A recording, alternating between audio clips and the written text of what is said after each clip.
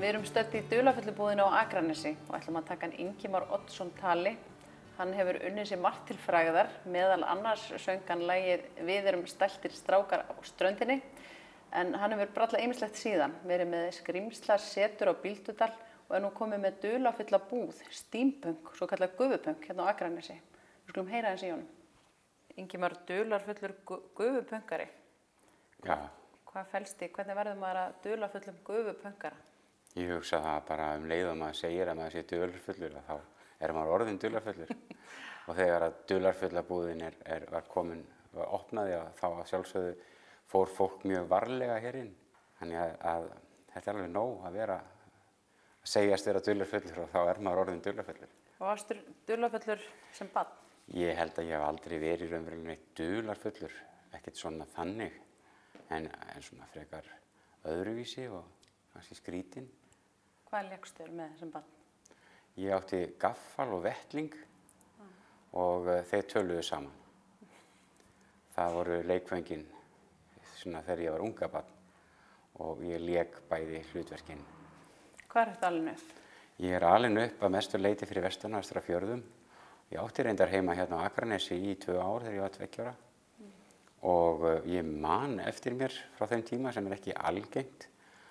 Og þar sem ég sit í sandkassanum og horfi út á sjóinn og hann var grænn. Og þetta var á Presthúsabrautinni á Akranesi. En það ekki margar minningar en svona, smá gaman að sannreyna þær svo þegar ég flyt hingað aftur síðasta sumar. Þannig að þú til að komin á æskuslóðir? Já, það má segja það, sko. Svo átti ég heima í Reykjavík, svo hef ég átt heima á Skagaströnd, var þar í 10 ár sem barn, unglingur, og svo aftur til Reykjavíkur og svo Bíldudal og svona flakkaði ég svona aðeins á milli. En Bíldudalur hefur alltaf verið svona heima, kannski af því að mamma kallaði það heima. Og þegar ég var þar síðast þá fannst mér ég vera komin heim og var mjög sáttur við að vera þar svona það sem eftir var lífsins, sem var örugglega ekki mjög langt að þegar maður orðinn kominn yfir fertugt þá heldur maður þetta sé voðalega gamall eitthvað. En svo bara einhvern veginn kláraði ég mig þarna, kláraði að fara að labba strendurnar og skoða fjörulalla og svo framvegis. Þessi ímyndaði veruleiki, hefur hann fyllt þér sem sagt alltaf upp unglingsárin? Ég hugsa að sko án þess að skilgreina það sem eitthvað sérstakt, að þá hafi maður alltaf verið mjög skapandi og frjór og búið sér til leiki sem barn sem sem fólust í því að vera í hlutverkum. Þá vorum við að leika kúreka og þá vorum við að leika löggur og bófa og indjána og þetta þurfti alltaf að gera mjög faglega og það voru búningar. Og ég man eftir því að við áttum rauðar skikkjur, þá vorum við ofurhetjur, svo áttum við indjánafjæðrir og þá vorum við indjánar og svo framvegis. Þannig að hlutverkin voru tekið mjög alvarlega og maður var ekkert að fara úr karakter þó að foreldrarnir birtust allt í einu. Þá svaraði maður náttúrulega með sinni indjánaröddu. Ég er að koma, bíddu róleg. Ég er að koma í matinn. Já. Þegar kannski stutt á milli þess að vera frjór og skapandi yfir í að vera frumkvöðull sem að þú hefur svo sannarlega verið í gegnum þitt starf núna allavega síðustu ár. Já. Þú tókst við ekki í skrímslasafni þegar þú varst á. Já, ég tók við rekstri skrímslasetursins á Bíldudal og ég setti þar líka upp hátíðina Steampunk Iceland og skrifaði, skapaði í rauninni konungdæmið Bíldalíu og það umhverfi sem því fylgdi. Förum aðeins yfir, hvernig byrjar það? Þú ert þetta með skrímslasetur, eða ekki? Skrímslasetri, jú. Já, og það líka auðvitað bara tilbúin heimur, allavega í augum flestra. Ég hugsa að margir myndi nú vera ósammála því að ég hef talað við fólk sem hefur upplifað þetta að hafa séð skrímsli og þessi upplifun er svo sterk að það er ekki hægt að deila það að upplifun sé sönn. Hvað það sem hefur verið. Ég spyr ekki af hverju sá manneskjan þetta, heldur hvað var það sem manneskjan sá. Og það er hægt að segja að það sé skrímsli eða eitthvað annað, en upplifunin er svo sterk og svo oft og aftur hefur það komið að fólk að lýsa sömu hlutum, samskonar dýrum og ég held að það sé eitthvað. Hvort sem það eitthvað dýr eða dýrategund sem við höfum ekki uppgötvað eða þessi dýrategund sem við vitum að til en þeir sem að sjá hana þekkja hann ekki og þar af leiðandi taka hana sem skrímsli. Því að öll dýr voru skrímsli áður en við kölluðum þau nöfnum. Já, en það eru samt svona góðsagnakenndar skrímslaverur til eins og stórfótur og fleiri verur er það ekki sem að einmitt margir vilja sjá eða telja sig að segja. Þannig að það er hellinga af, hvað get ég sagt, áhangandum skrímsla áhuga mönnum allan heim. Já, það er til eins konar fræði, skrímslafræði sem heitir á ensku cryptozoology og það eru til menn og konur sem að telja sig vera skrímslafræðingar eða dulddýrafræðingar og eru að leita að þessum dýrum sem að fólk hefur séð til þess að sýna fram á að þau séu til fyrir það fyrsta og þá að finna þá nýja dýrategund. Þegar að menn leituðu að górillunni, fjallagórillunni í Afríku, þá hélt umheimurinn að þetta væri bara góðsögn. Síðan finna þeir hann að taka myndir af henni og hún er til. Og við þekkjum öll fjallagórillu, silfurbækur. Já, það eru þetta svoleiðis fordæmi, auðvitað. Já, þannig að öll dýr, steypireyðurinn og langreyðurinn og þetta voru skrímsli áður en við gátum fest fingur á og sagt já, þetta er hvalur. Þetta er dýr sem lifir hér og hafa þessi svona. Já, en auðvitað er ég ekki neitt svona trúaður eins og margir héldu og halda að trúaður á að þetta sé raunverulegt og það má hver sem efast allt og ég hef aldrei sjálfur séð skrímsli. Þannig að það er sem sagt, ég held bara huganum opnum. Sko, ég byrjaði að vinna með skrímslasetri af því að ég hafði áhuga fyrir umhverfinu. Skrímslasetri er mjög skemmtilega hannað, það er í svona gufupöng stíl og ég kem þar inn og segi, vá, ég verður bara að vinna hér og árið síðan fer ég að vinna þar og síðan árið þar á eftir þá tek ég við rekstrinum og reka þarna og varð skrímslastjóri og þá fer ég af stað að leita af meiri upplýsingum því að mér fannst þessi 3 skrímsli ekki duga fyrir alla útlendingana sem voru að koma og spyrja. Þannig að ég safnaði saman upplýsingum skrímsli heimsins og las mér eins mikið til skrímsli heimsins og ég gat og fór meiri segja þegar ég fór á Gufupöng hátíð í Seattle sem heitir Steamposium og fekk að spila þar á gítar og syngja og svona að þá var ég beðinn að halda fyrirlestur skrímsli og góðmögn og góðverur í þá á Íslandi og í norrænni trú, tengja þetta svolítið saman. Og þar kynntist ég svona dulddýrafræðingum og mönnum og einn hafði sko setið stórfjeta, Sasquatch, í fjölda mörg ár, 20 ár eða eitthvað og verið liggjandi úti undir tré bíðandi því að hann var sannfærður það að hann gæti náð honum sko, fundið hann og sannað tilveru hans. En það er svona alltaf einn og einn sem er alveg mjög heitur. Er þetta metnaður, er þetta bara bilun? Er bara fínlína þar á milli? Ég myndi halda sko að þessi tiltekni maður hafi verið með það sem kallast þráhyggju. Kannski út af einhverju sem hann upplifði, kannski hafði hann séð eitthvað sem hann trúði og allir gerðu grín á honum og hann þarf að sanna, verður að sanna það að þetta sé til því að hann finnur ekki til réttlætis fyrir að hann búinn að sanna það. Það getur verið eitthvað slíkt. Geturðu sagt mér bara aðeins, bara hvað er steampunk?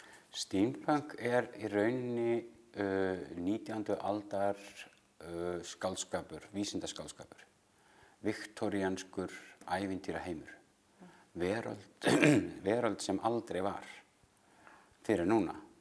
Í dag getum við skapað það sem þá dreymdum að gera.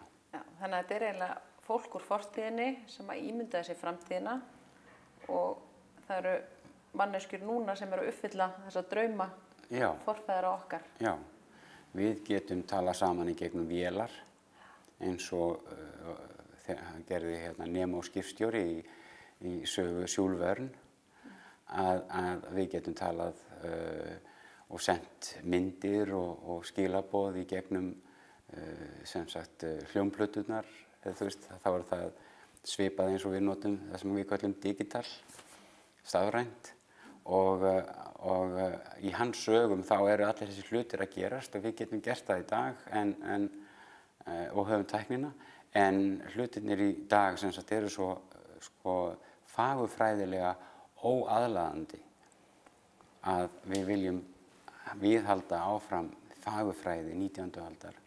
Þannig verður í rauninni til þessi samruni, tækni og svo fagurfræði upp á nýtt. Við erum að tala tímabil þarna þar sem að gufuvélarnar eru, er það ekki? Jú, gufuvélarnar, rafmagnið er að byrja, hugmyndirnar rafmagnið sem Nikola Tesla kemur með að færa rafmagn í loftinu milli heimshluta, og hann byggir þarna turn sem að samkvæmt sínum útreikningum átti að vera hægt að senda rafmagn eftir gufuhvolfinu og yfir á annan stað sem móttakara, og menn töldu þetta væri ekki hægt, þetta var ómögulegt, og hann var með miklar hugmyndir að fólk gæti lifað, fengið rafmagn frítt, allir gætu haft rafmagn, eins mikið af rafmagni og þau vildu, og aðrir voru á móti því, og Nikola Tesla er einn af svona hetjum gufupöngsins ásamt Jules Verne og H.G. Wells og Lovecraft og fleiri svona skáldum og rithöfundum. En já, þetta er svona verið að endurvekja svolítið þessa drauma. Enda litu mjög margir svo á að svona menn sem væru með svona hugmyndir væru ekki með öllum mjalla. Og ég veit að Nikola Tesla, hann misti mjög mikið af áhangendum þegar hann kom með svona stórar hugmyndir. Að fólk held að hann væri kannski bara farin að stíga út fyrir veruleikann, sko. Og það sem gerist þarna aldamótin 1900, að það verður í Evrópu og Bandaríkjunum í þessum tæknivæddu löndum, það verður ofsalega mikil bjartsýni.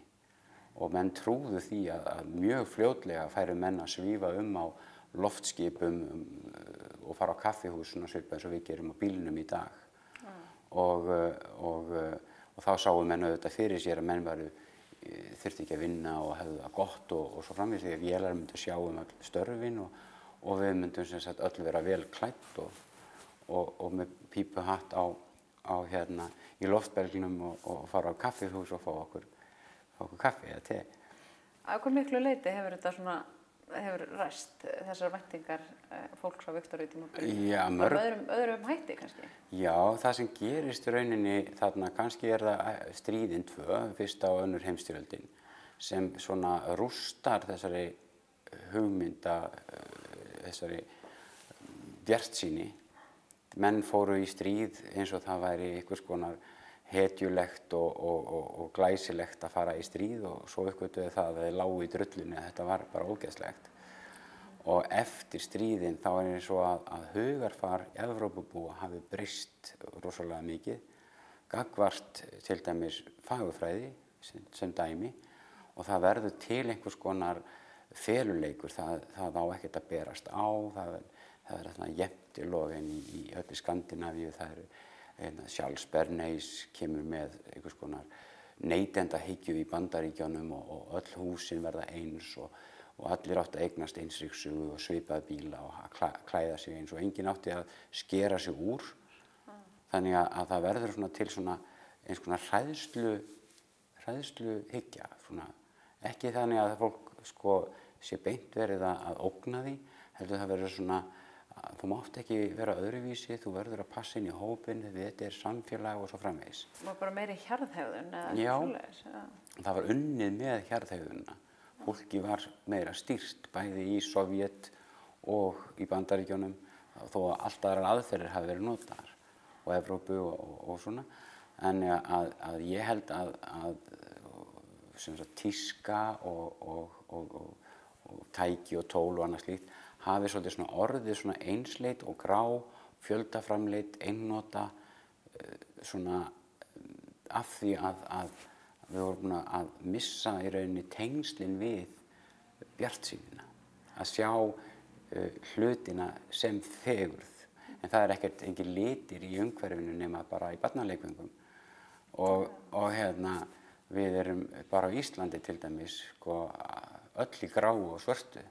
Já. Og við erum ofsalega lítið fyrir það að berast á, láta á okkur bera innan hópsins því að það eins og það sé svona eins og í mávagerinu þegar einn máfur öðruvísi þá ráðast allir hinnir á hann og reyna að drepa hann því að það reyna að útrýma því sem óeðlilegt innan hópsins. Og þetta hefur komið mjög svona mikið fram, finnst mér, svona ef ég skoða söguna. Og maður spyr sig af hverju erum við alltaf grá? Já. Og við höfum aldrei verið grá í sögunni. Karlmenn til dæmis hafa skreytt sig jafnvel miklu meir en konur í gegnum aldirnar, verið með sítt hár og fléttum og alls konar og skreytt sig með fjöðrum og málningu og svo framvegis alveg í 6.000 ár.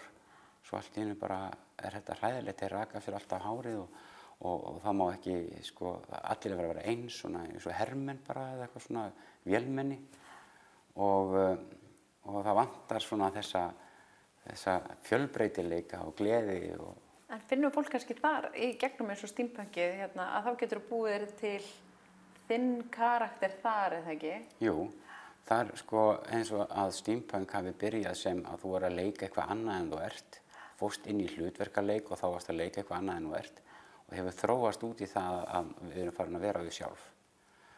Og leiðin sem sagt svo að þetta byrjaði sem svona fámennir hópar að drekka te og hafa gaman svona eins og í bíó. En svo fór þetta að vera að hátíðum, fólk fór að leggja rækt við að búa til betri og flottari og meiri búninga og öðruvísi til þess að sýna hinum og svo á svona stórum samkomum eins og Steampunk World Fair eða Steamposium eða öðrum, þar sem að koma þúsundir manna saman og það mesta skemmtunin að labba og horfa á alla hina. Hvað gerir þetta fyrir fólk? Ég held að fyrsta lagi þetta brjóti ofsalega mikið upp þetta hefðbundna mynstur, þetta taki í burtu þessa þröskulda sem alltaf á milli okkar. Ef við hittum einhvern sem líka í steampunki eða jafnvel þó að sé Superman búning, þá vitum við að hann svona að leika sér og þá einhvern veginn allt öðruvísi að eiga samskipti. Og við höfum verið með böll, til dæmis í Steampunk Æsland á ævintýrahátíðinni og þessi böll hafa farið mjög vel fram. Þarna hefur fólk verið að dansa valsa og allir í sínu fínasta skarti. En svo kannski ball stuttu síðar og þá ekkert þema í gangi og þá eru allir líkjandi hverjum mann að þveran á ælandi og að slást, sko. Þannig að það vantar kannski líka að hafa þennan ramma utanum, en rammin svo frjáls, sko, samt sem áður. Þú svo frjáls innan rammans. Og ég held að það mikið af fólki til dæmis sem að myndi kannski ekki ná að tengjast mikið öðru fólki, næra tengjast í gegnum þessu steampunk stefnu. Og það alveg heilmikill, heyrir maður, sko, heilmikil hugmyndafræði, saga og bara heimspeki í þessu, í þessu gufupunki. Í raun og veru, sko, fyrir sumum þetta kannski bara búningur sem þú ferði í einhver tímann einhverju hátíð og labbar og hittir fólk. Fyrir öðrum þetta kannski eitthvað sem hann les bara í blöðum eða sér í tölvuleik eða eitthvað slíkt og finnst voðalega cool. En svo þegar maður sogast inn í það, hittir fólk alls staðar á heiminum, það fyrsta sem ég geri þegar ég fer erlendis að reyna að ná í fólk sem í steampunki og hitta það á einhverju steampunk kaffihúsi. Og þetta ofsalega gaman og þetta bara, og það margir sem gera þetta. Þetta stórt samfélag hérna á Íslandi? Ekki hér á Íslandi. Hér eru kannski svona 30 til 60, kannski 100 mann sem að fara í föt og eru að taka þátt á einhvern hátt. En þetta miklu, miklu algengara og miklu vinsællara en í Bandaríkjunum og Bretlandi og Þýskalandi mjög stórt og síðan þessi Austur-Evrópulönd. Mjög mikil framleiðsla á einmitt, sko, það að segja handverki sem tengist steampunki og ég til dæmis í dularfullubúðinni er mjög mikið að kaupa frá þeim, handverki frá Austur-Evrópu. Þetta er félagsskapur sem aðalega er út af félagsskapinn, en þetta er ekki neinn pólitísku þrýstingur eða ekki þrýst á breytingar í samfélögum eða svoleiðis. Nei, þetta er bara að vera til og vera saman. Og það er í rauninni alveg nóg. Maður er manns gaman. Og þarna er búið að rífa burtu eitthvað þröskuld sem áður var milli mismunandi fólks. Og ég hef kynnst fólki sem ég myndi aldrei undir nokkrum kringumstæðum kynnast nema af því að í gegnum steampunk. Og er miklu ríkari og eftir. Hef miklu meiri þekkingu því að fólk hefur eitthvað að deila og ég hef einhverju að deila til þeirra og svo framvegis. Nú ertu nýbúin að opna hérna dularfullu búðina. Ætlarðu að hafa hátíð hér? Verður Íslandshátíðin hér?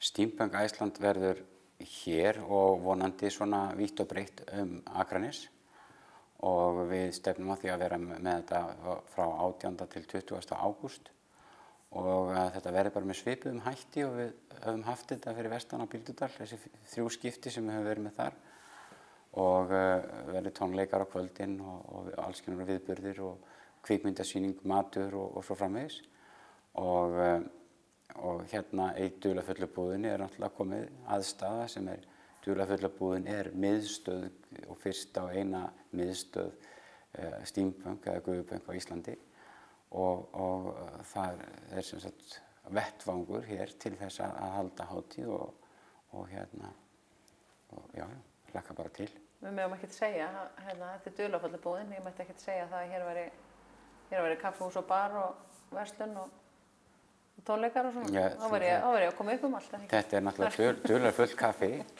og það er allt mjög dularfullt. Leið og þú kemur inn í dularfullu búð þá náttúrulega verður það dularfullt og þú verður örugglega dularfull þegar þú kemur út aftur. Þannig að sem við segja það að maður getur drukkið hér alveg endalaust á þess að verða fullur, verður bara dularfullur. Ef við teka aðeins bara manneskjuna Ingimar aftur, finnst þér ekkert mál að koma svona inn í samfélag og byggja upp eitthvað konsept alveg jafnvel frá grunni? Hvað drífur það áfram? En ég er kannski ekkert rosalega skapandi persóna sjálfur að búa til eitthvað nýja heima eða slíkt. Heldur kannski munurinn á því sem ég er og sem kannski aðrir eru eða ég fer á framkvæmi. Já, ég ætla að segja það nú heilmikið sköpun í því að setja upp bara kaffihús og tónlistar eða sem sagt að setja svona fjörlistahús, steampunk fjörlistahús. Já. Það þarf að gera það samt á raunhæfan og svona mótaðan hátt. Þannig að Já, það er væntanlega eitthvað actionskjal hérna bakvið, sko. Já, eitthvað í þá veru, sko. Og hérna, maður svona, þú veist, svífur ekki á bleiku skýi og það gerist eitthvað. Heldur verður maður að framkvæma og þá er maður að fara að breyta heiminum í rauninni með því að gera hlutina. Og ég er auðvitað með hugmyndafræði sem ég fæ að láni og varning sem ég fæ að láni og ég er með muni hérna sem eru sem sagt, aðrir hafa gert og svo framvegis. Þannig að ég á ekkert steampunk og ég í rauninni bara er framkvæmd aðilinn. Og ekki draga við það að ráðast í svona verkefni út á landsbyggðinni? Ég segi bara frá Gísla Uppsölum þegar maður er svona eins og maður er, sko. Og þá er ekki annað að velja. Og gerir maður það sem maður er. Hefur ekki látað þetta vera lokaorðið? Jú, takk. Takk fyrir að setjast þetta niður með okkur.